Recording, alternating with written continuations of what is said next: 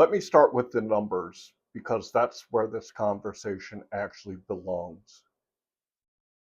If your new hires are missing KPIs 3, 4, 5 months in, if productivity per head is lagging behind the forecast, if utilization never quite gets where the model says that it should, if quotas are getting pushed, revenue per employee is flat, and gross profit hasn't recovered the way leadership expected after hiring,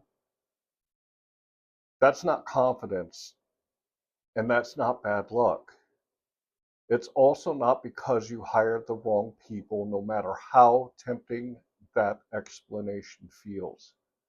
This is where leadership owns the problem, because when new hires struggle, the cost doesn't show up as one big failure. It shows up quietly, and that's what makes it dangerous. Longer ramp times, delayed output, managers stepping in to help, which actually pulls them away from their own priorities. Forecasts that start feel more like guesses than plans. And here's the uncomfortable part. Most leadership teams see those numbers, they just don't want to accept what they're pointing to. So they start diagnosing the wrong thing. Here's the pattern I see in organizations over and over again. Leadership, they have high expectations for new hires, and they should. These roles cost money. Headcount is one of the biggest investments on the profit and loss. Nobody hires just for fun. So leaders expect their new hires to ramp up quickly, contribute fast, and justify the cost. But what most new hires actually experience is very different. They experience onboarding that's heavy on information and light on context, and most completely silent on what really matters. They learn how things work. They rarely learn why things matter. They sit in meetings, they absorb documents, they get trained on tools and processes, but they're never clearly told which metrics matter the most, what good actually looks like, what steps actually create success in their position, or how their daily decisions affect revenue, cost, margin, or output. So they do what rational people do. They stay busy. They try to be helpful. They focus on what gets attention and not what drives the actual results. Then, 3 to 6 months later, leadership looks at dashboards and starts asking questions. Why is productivity still low? Why is output where we didn't expect? Why hasn't the role paid for itself yet? And now the tension kicks in. Leaders are thinking we hired capable people, why aren't they performing? Employees are thinking I'm working hard, but I still don't know how to be successful here. Nobody says that part out loud, but the business feels it. Let me give you a real example because this is where theory meets reality. I worked for an organization where onboarding on the surface actually looked solid. They did a good job at teaching industry basics. They talked about culture. They walked people through the platforms and the systems. Everyone went through the same onboarding program regardless of their role. And leadership, they were proud of it. It was structured, it was consistent, it was clean. The problem is it stopped right there because once onboarding ended, new hires were sent to the operations floor to learn the job, and that's where everything fell apart. Each manager trained their team their own way, different priorities, different versions of what to focus on, different interpretations of what good looked like. Very little time was spent on practical application, like how to actually win in their role. No one was taught the actual steps required to be successful in their role, not how to work on a deal, not how to build internal and external relationships that moved things forward, not how to be efficient and effective in their roles. New hires weren't taught how to think through the work. They weren't taught where mistakes actually cost the business money. Delays, rework, lost deals, pissed off clients. They weren't taught how quality, timing, and judgment affected output. They were taught how to stay busy. And that showed up in the metrics. And on paper, that looked like performance. KPIs were being hit: call volume, email volume, activity metrics. But productivity, the actual output that mattered, it wasn't there. Leadership noticed the gap, but they diagnosed it wrong. Instead of asking, what did we fail to teach and how did we fail to lead, they asked, why aren't these people performing? So management, they stepped up in harder, more oversight, more micromanagement, more pressure to do better. But here's the catch. They were pressuring people to execute a system that was never clearly taught in the first place. And managers, they didn't slow down to standardize success at the company. They didn't align on what mattered most. They didn't go back and connect behaviors to outcomes. They just pushed. And that created a vicious cycle. New hires felt constantly behind. Managers, they felt frustrated and overwhelmed. Leadership saw rising turnover and inconsistent results. People were either terminated for performance problems or they resigned because they were being judged on expectations no one had clearly defined to them. And the organization, it paid for it. Recruiting costs went up.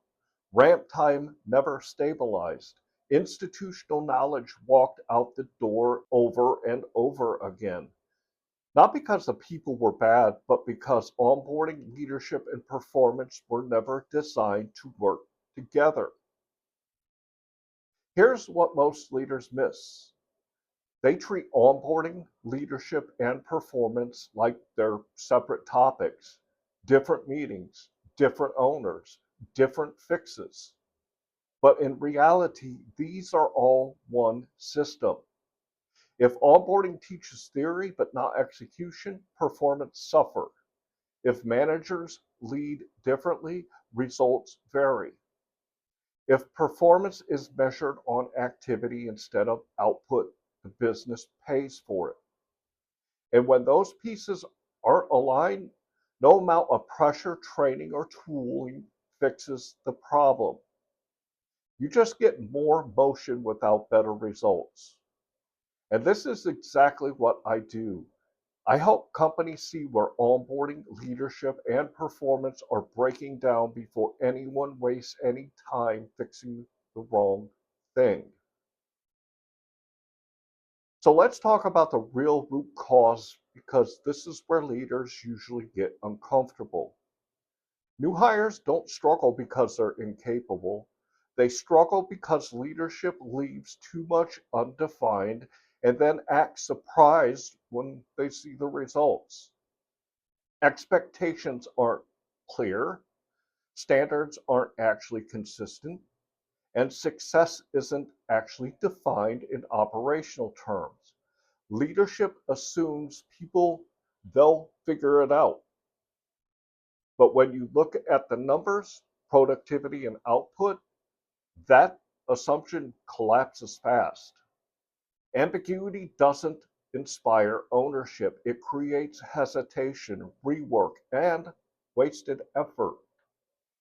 If a new hire can't answer these questions without guessing, performance problems are already baked into your system. What specific results am I responsible for delivering? How do I become successful at hitting those results? What behaviors actually move those numbers? When those answers are clear, performance, it doesn't fail loudly, it erodes quietly. Targets get missed by just enough to explain it away. Execution varies by each manager. Output never quite matches effort. And by the time leadership steps in with a formal performance review, they're reacting to a problem that they helped create months earlier. What then actually works in the real world, not in theory? First, leaders must define success in numbers, KPIs, output, quality, time to value. This matters because people cannot optimize for ambiguity. If success isn't measurable, guess what? It's optional.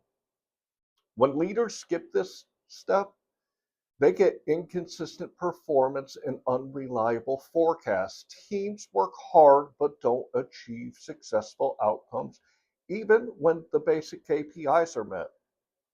Teams might be busy, working hard, and being recognized for hitting some KPIs, but the business results, revenue, profit, output, they're not moving.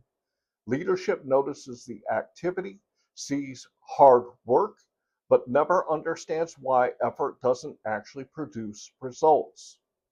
Second, leaders must connect daily behaviors to business outcomes, not job descriptions, not values posters, actual behaviors.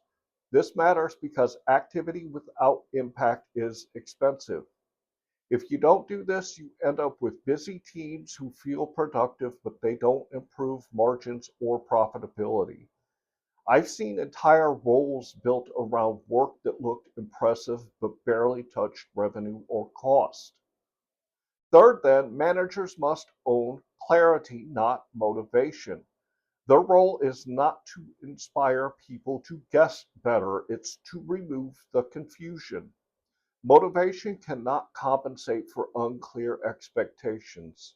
When managers avoid this responsibility, burnout increases, turnover rises, and performance plans become paperwork instead of solutions. None of this is complicated, but it requires leaders to admit that unclear systems, not weak employees, are often the real issue. This is where organizations lose the most time and money. They treat symptoms instead of causes. They add training. They buy new tools. They apply pressure. But clarity always comes first. If you fix the wrong thing, you don't just waste budget, you lose trust. And once trust erodes, performance becomes much harder to recover. Understanding how your current onboarding, leadership, and performance systems actually function, not how they're described in meetings, it's the real starting point. If this sounds familiar, send me an email. We'll look at your organization as it actually runs and not how you think it runs. We'll dig into where onboarding, leadership, and performance are breaking down and what fixes actually move your numbers. There's no guessing, no fluff, no wasted effort. Because if you try to fix the wrong thing, you just burn time, money, and trust. My email is down in the description. Here's the question I want to close on. If I walked up to a new hire today at your company and asked, show me exactly how your work moves revenue or drives results, would they know? Or would they just hesitate, stumble, and guess? Before training fixes anything, before new tools help, before more pressure does a damn thing, that answer tells you everything about your system. If you know what I'm talking about, leave a comment. Subscribe if you want more no BS breakdowns about how performance actually works. And don't ignore the system just because nothing has blown up yet. It always shows up in the numbers.